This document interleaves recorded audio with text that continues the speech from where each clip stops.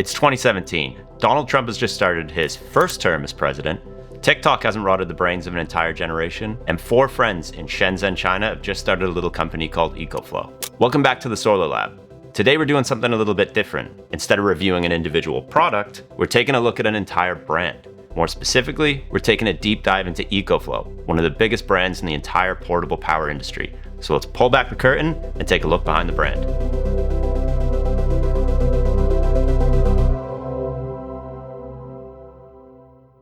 EcoFlow was founded back in 2017 by Eli Harris, Hannah Saber, Fen Zhang, and Dr. Bruce Wang Li. 2 Americans, 2 Chinese. This is actually a pretty important detail because EcoFlow doesn't view themselves as an American company operating in China or a Chinese company operating in America. They view themselves as a true cross-border company. All 4 founders speak fluent English and fluent Mandarin, and they just genuinely seem like good friends in real life. According to them, their company bridges cultural and political divides, but from our perspective, it just seems like they started a cool company with the intention of making innovative products. The 4 founders got their start at DJI, and if you're unfamiliar with DJI, they make drones, camera equipment, all kinds of stuff like that, and they're also based in Shenzhen, China. Now, Shenzhen, China, if you're unfamiliar, don't worry about it. I didn't know anything about it either. But Shenzhen is actually considered to be China's version of Silicon Valley. It's where all the tech companies are based out of, all their innovators live there, and it's kind of just a really futuristic city. So it makes a lot of sense for a company like EcoFlow to be based out of there. When they started EcoFlow, all 4 founders were also in their 20s, which is another interesting detail because it helped them land a spot in Forbes 30 Under 30 in 2018. So when these guys decided to take a step away from drones and start their own company, they had a pretty simple idea. Basically, they wanted to create eco-friendly power stations that could replace smelly and noisy gas generators. They also wanted to make something that creative types could bring with them on the go.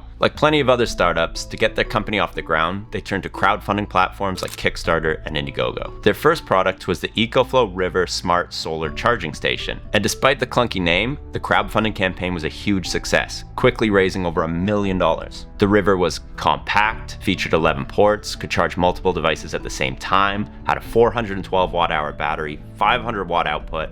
Yeah, might not sound that impressive today, but for 2017, this thing was genuinely ahead of its time. After the launch, it didn't take EcoFlow long to establish themselves as a leader in the portable power industry. They're even one of the first brands to land themselves on the shelves of big box stores like Home Depot, Best Buy, and Walmart. EcoFlow followed up their success with the River by launching the Delta series in 2019. Now that they had some legs to stand on, it was time to take a jab at some real power. The original Delta power station had a 1260 watt-hour battery and 1800 watt inverter. That's 3 times the battery capacity of the original River. But EcoFlow talked some serious shit about this thing when it first launched. They kind of misled people, claiming it could power an entire house or even charge a Tesla. Basically, they exaggerated a lot. But that doesn't mean that this thing wasn't really impressive. It was way bigger than anything else out there and totally overshadowed the River, which was still selling really well in 2019. To raise funds for the Delta, they went back to crowdfunding. They also really doubled down on the noise-free and fume-free angle, pushing the fact that the Delta could replace a gas generator. Beefing with gas generators is a really common theme with EcoFlow. They basically just hate them. They view them as outdated and messy technology. Again, their fundraising efforts were a huge success, raising over $3 million in just 44 days. After how successful the River had been, people were pretty pumped on EcoFlow and more than willing to get their credit cards out to order another product. Not only did the Delta have a successful crowdfunding campaign, this thing crushed it and sold like crazy. Now after the Delta, EcoFlow took their newfound success and ran with it, making as many power stations as they could. On the same day in 2021, they launched the Delta Max and the Delta Mini. The Max was advertised as a 2-day power station, which again, was another big exaggeration, but it was still a big improvement on anything else out there at the time. But for these launches, they didn't use crowdfunding. After some pretty serious advertising, they put both straight into production. Launching the Mini and the Max alongside each other was another first for EcoFlow. It gave buyers different options at different price points. The Max was more for at-home use, while the Mini was more for camping. 2021 was also the year that EcoFlow started pushing for global expansion. They used more widespread advertising and backed these efforts by creating dedicated distribution channels in Europe, Australia, and North America. This is also around the same time that EcoFlow really started leaning into the solar angle. They created their own solar panels and started bundling them with their power stations. While all of this sounds great for a new company, stepping away from crowdfunding wasn't easy. For starters, EcoFlow faced some pretty serious supply chain issues in 2021. Like most companies, they found it difficult getting their products into the hands of their customers in the aftermath of the COVID pandemic. This seriously hurt the launch of the Max and the Mini, which both had plenty of hype and tons of ad dollars behind them. So when it came to launching their biggest and most ambitious product later that year, it was back to their old friend Kickstarter. The Delta Pro was slated to be the brand's big comeback. It was their boldest product yet and also turned out to be their best selling. The Kickstarter campaign was a record breaker. It raised over $12 million in just 2 months. To this day, it's still in Kickstarter's top 10 most successful campaigns. But more importantly, it remains one of the best-selling power stations ever made. This thing was a beast. It featured a suitcase handle, it had built-in wheels, could support a 240 output, had a huge battery, massive solar input, tons of ports, and serious output power. It was also kind of the first time we had something that felt like a true solar generator and not just a big battery with some built-in ports. And if you want to see just how impressive this thing was for the time, we have a video where we tested it out to see if it still holds up. Spoiler alert,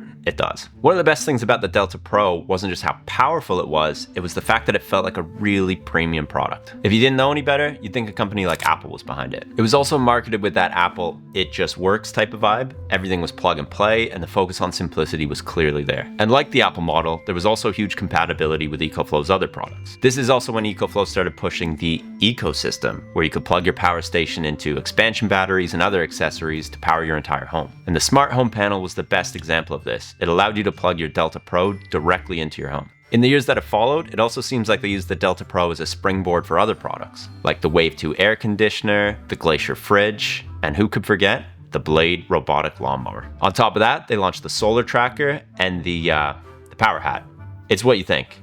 It's a hat with solar panels. And since then, they've built directly on the Delta Pro platform, launching the Delta Pro Ultra and the Delta Pro 3. Now we could dive into these products, but we also have separate videos where you can learn all about them. Honestly, with a few rare exceptions, most of the products they release are really successful. They work great, they look amazing, and the branding's always spot on. Still, EcoFlow isn't perfect, and one issue always stands out above the rest: the price. And again, like Apple, EcoFlow doesn't even pretend to be the cheapest option, especially when you get into their higher end products. Sure, they have entry-level stuff, like the River series, but if you want to get into their whole home power solutions, you're really going to have to shell out. Scroll social media, Reddit, even the comments on our own videos, price is almost always the main sticking point when it comes to EcoFlow.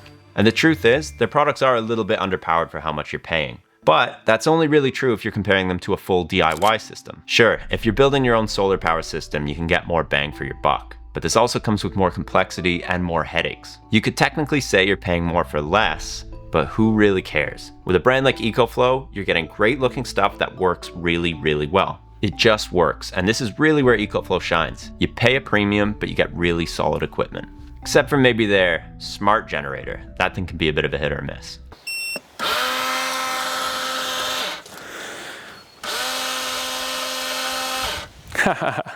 Don't you just love the smart generators? It's not even going. And from our perspective, we'd also say that EcoFlow has a bit of a tendency to try and reinvent the wheel. Products like the solar tracker and the power hat are kind of cool concepts, but who actually wants to spend their hard-earned money on something that doesn't actually do that much? It's almost like they could just put that R&D money into their core products instead of plowing it into stuff that nobody actually asked for. So, what's the future for EcoFlow? Well, according to them, their mission continues to be to power people with clean, reliable energy. They also have a real environmental vibe to a lot of their branding. And while this might make it seem like they want to save the world, you have to remember that they're a major for-profit company with a valuation of over $1 billion.